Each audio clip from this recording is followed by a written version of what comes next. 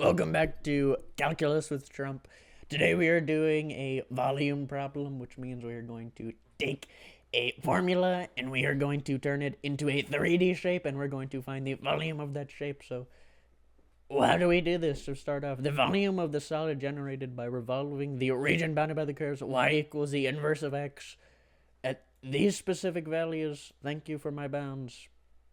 About the y-axis, what does that equal? So what they're asking me is, what is the volume of this shape? First things first, honestly, I just want to take a good look at the shape. Now, what does an inverse shape look like? I believe it looks something like this. Now, the reason that you actually want to look at this is because you want to discern if you are using the disk method or the washer method. Now, the reason behind this is because the disk method is simple while the washer method is not.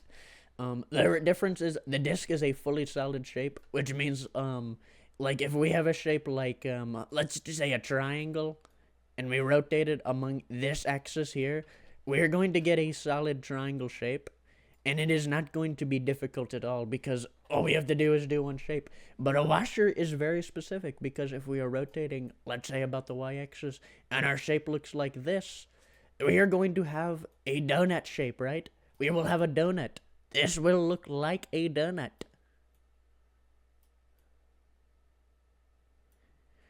And with a donut, we're going to have a hole in the center, which means we need to minus out the center volume in order to solve the shape. Now, luckily, no matter which way we do, x or y, it is fully attached to the graph, which means that we're not gonna have to worry about the washer method. Plus, they usually will give you another function, or you'd have to solve for the other function, but we don't, which is stupendous. We're just gonna use the disk method for this. So they're asking for about the y-axis, which means that this is going to be rotating like this, as you can see, about the y-axis like this. So now how do we set this up? We need to set up an integral, obviously. Now, the first things first when we're doing an integral is we need to put pi at the front because we are solving for a 3D shape, and this is obviously also a circle, so we're always gonna have to have pi in there. Because you have to think about it this way. The way we are solving this is by, instead of using pi r, right? This would give us a circle, right?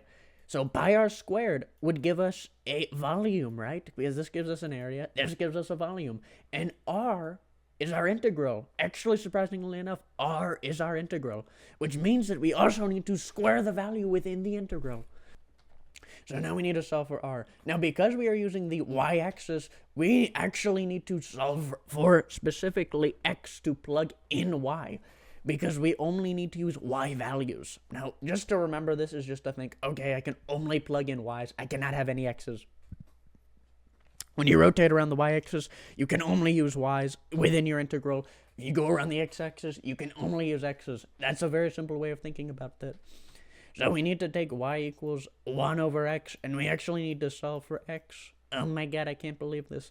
Now you can do a very simple rule called the swap, which is when we just swap these values, which means that x actually equals 1 over y. And if you don't know already, which is ridiculous if you don't, 1 over y is the same as y inverse, and I'm going to just use y inverse because it's a bit easier to understand and to write, so I'm going to throw y inverse right in here. And now the important part is we need to square this because r squared, because we're finding a volume, not an area. We need to square the value so that we fully understand it. And we're doing that all in respect to dy. Now, at this point, you could straight up plug this into a calculator and you'll get your value, which is very nice and we love to see it. But since I don't have a calculator and this is not a calculator problem, I now need to solve it. Oh my god. Oh, wait a minute. Doth my eyes deceive me? Oh no, I have not plugged in. It's a definite integral. I haven't plugged in my bounds yet. You cannot plug this in. Sorry about that, guys. We need to find our bounds. Luckily, though, they've given us our bounds, the specific bounds they want. 1 and 3. Now, 3 is the biggest, so I'm going to put 3 over here.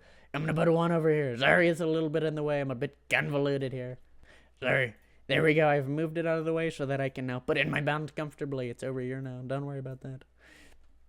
Now, all we have to do is solve this. Oh my god. Now, this is actually super easy. All we need to do is, first of all, distribute this square, which is going to give me y to the negative 2.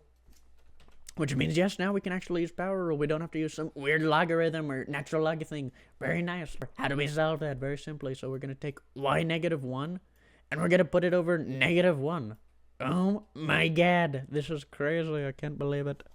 Now, this is straight up just kind of crazy because we're kind of it's a weird value, right? You never really expected something like this to see.